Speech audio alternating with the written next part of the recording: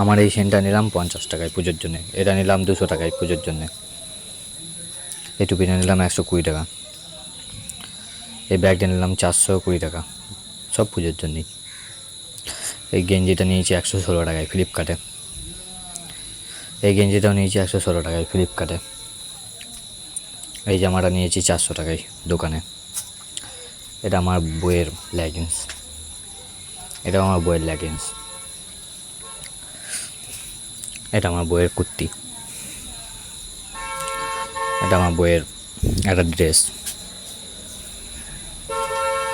এটা আমার বইয়ের একটা ড্রেস।